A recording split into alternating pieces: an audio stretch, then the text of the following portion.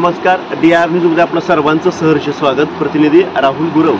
बार्शी तालुक्यातील भालगावला जाणारा हा रोड आहे. म्हणजे गौडगाव भालगाव जवळगावला हा जाणारा रोड आहे आणि त्या रोडवरती पाणी एवढ्या प्रमाणात असते की माप नाही. आणि भालगावमधील काय लोक आहेत, गौडगावमधील काय लोक आहेत, त्यांची जी व्यथा आहे, या पुलावरून जर पाणी चाललं तर त्या लोकांना तिकडं जाणं किंवा संपर्क गावाचा तुटतो. त्या गावातल्या लोकांची किंवा गावातल्या ग्रामस्थांची जी व्यथा आहे या तुमच्या पुढे सादर करतो. गावातील काय ग्रामस्थ मंडळ आहेत, आपण त्यांचं नाव घेऊया. नाव सांग. मी शिवाजी धुवादाराडी भालगाव. गेली 20 वर्ष झालं हे गौडगाव भालगाव नदीवरती काजळ्याच्या वड्यामध्ये ते पूल कमकुवत पूल झालेला आहे. आणि इथून शाळेकरी मुलं आणि आठवडी बाजार सोमवारी असतो, जाण्या येण्याचा इथं लोकांना भयंकर त्रास आहे. 20 वर्ष झालं आणि इथं शासनानं कुठली आतापर्यंत दखल घेतलेली नाही. आणि जीव धोक्यात घालून या पुलावरून लोकांना जा-ये करावं लागते. आणि जर समजा यातून काय दगाफटका झाला तर याला शासन जिम्मेदार राहील. आणि शाळकरी मुलाचं एवढं हाल आहे इथं.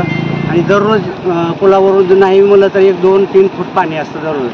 आणि वाहनं जड वाहनं असतात, इथून जाता येत नाही, येता येत नाही. आता सध्या आज सोमवार आहे आणि आठवडी बाजार आहे. आणि इकडे या रोडला मिरजनपूर, कासारी, आळजापूर, भांडेगाव हे गावे आहेत इकडे. आणि इकडे कुणाला पण जाता येत नाही. 4-5 गावाला 4-5 हा रोड आहे.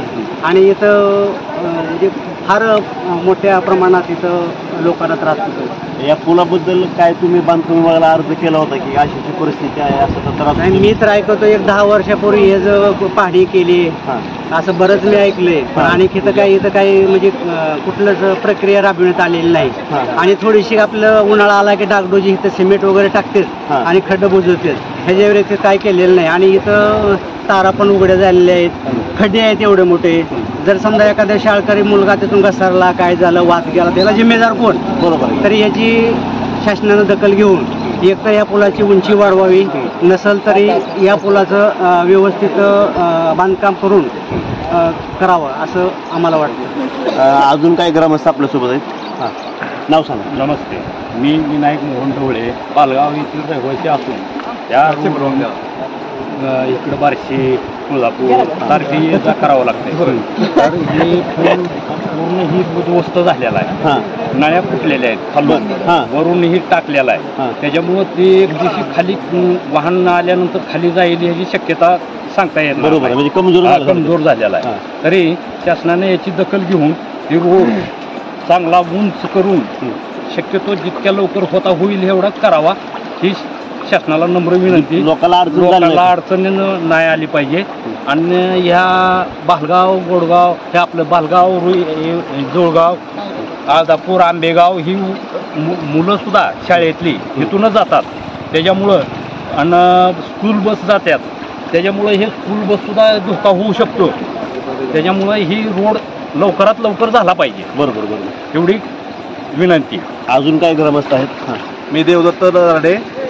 मी इथं पुलावर आता बघायला आलतो. आम्ही जसं मी जे बघताय तसं इथं पुलावर कंटिन्यू पाणी असतंय. आणि आता अशी परिस्थिती झाली आहे, फक्त पाणी दिसतंय पण त्यात खड्डे पडलेले, तारा उघड्या जे आहेत ते कोणाला दिसाना गेले. आता इथं 2 गाड्या पंक्चर झालेत.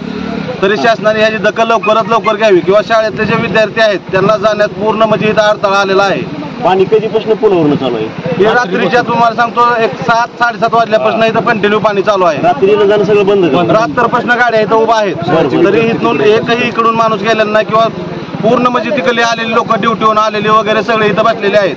म्हणजे पुलावरून पाणी चाललं की जाणं येणं बंद होईल. बिलकुलच जाता येत नाही. दुसरा रस्ता याला पर्याय रस्ता नाही. जरी पुन्हा तिकडून जायचं म्हणलं तर तिकडून बी रस्त्याला आडवच आहे पाणी सगळीकडून. मग तुमच्या गावातल्या ग्रामस्थातर्फे किंवा ग्रामपंचायत लेटर काय दिलंय का बांधकाम विभागाला की असा प्रकार? आम्ही वारंवार ह्यांना दिलेला आहे पण ह्यांनी पण म्हणतात की आम्ही वर कळवलंय पण आणखीनही कुठलंच काय इथं काय झालेलं नाही. अधिकारी कोण पाणी करायला आलता नाही, कोणच आलेलं नाही. मागणी काय तुमच्या गावात ग्रामस्थ? आता इथून आम्हाला जाता येत नाही किंवा म्हणजे ग्रामपंचायतने काही जाणे ह्याची दखल घेतलेली नाही. पीडब्ल्यूडीनं ऑफिसनं जर तुमची दखल नाही घेतली तर तुमचं पाऊल काय असणार आहे ग्रामस्थ? नाही, आम्ही आंदोलन करण्याचा इशारा करणार आहोत. कारण इथून पूर्ण विद्यार्थ्यांचं पूर्ण भविष्य आता 10वीच्या परीक्षा जवळ आलेले आहेत. बरोबर. त्यामुळे आम्हाला पूर्ण काहीतरी पाऊल उचलल्याशिवाय आम्हाला म्हणजे पुढचा म्हणजे मार्ग नाही. अजून काय? नमस्कार.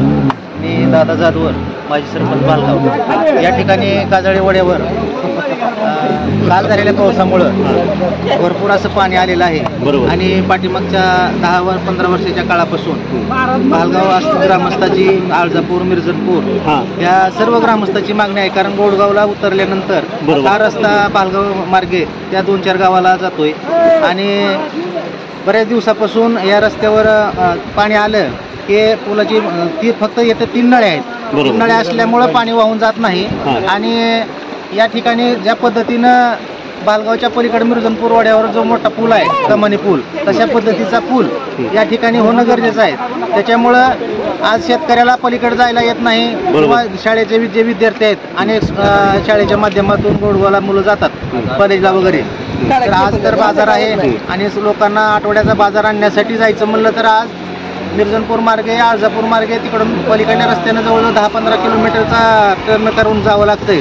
तर या ठिकाणी बार्शी तालुक्याचे लोकप्रिय आमदार माननीय दिलीपरावजी सोपल साहेब यांच्याकडं या DR न्यूजच्या माध्यमातून मी मागणी करतोय की त्यांनी शासनाकडं PW ऑफिसला, बांधकाम विभागाकडं ह्या घटनेचा चौकशी करावी आणि ताबडतोबीनं भालगाव ह्या वड्यावरील काजळे वडा जो आहे त्याच्यावर पुलाचं लवकरात लवकर नियोजन करावं आणि पाणी कमी झाल्यानंतर या ठिकाणी जे खड्डे पडलेले आहेत ते अधिकाऱ्यांनी येऊन पाहून त्या ठिकाणी ताबडतोबीनं कॉन्क्रिटीकरण जरी केलं तात्पुरतं तरी पर्याय निघू शकतोय. कारण गज उघडे पडले तिथं मोटरसायकली, 4चाकी गाड्या त्याच्यामध्ये घुसल्यामुळं रात्री पंक्चर झालेले आहेत आणि त्याच्यामुळं 9-10 वाजल्यापासून लोक असे तुळजापूर मार्गे येतात. रात्री पाऊस पडल्यामुळे रात्री पूर्ण वाहनं स्टॉप होती आणि रात्री पूर्ण पाऊस झाल्यामुळं दोन्ही बाजूला वाहनाची रात्रीपासून गर्दी होते. थोडक्यात गावाचा संपर्क तुटतो आणि 3-4 गावाचा जवळजवळ संपर्क तुटलेला आहे.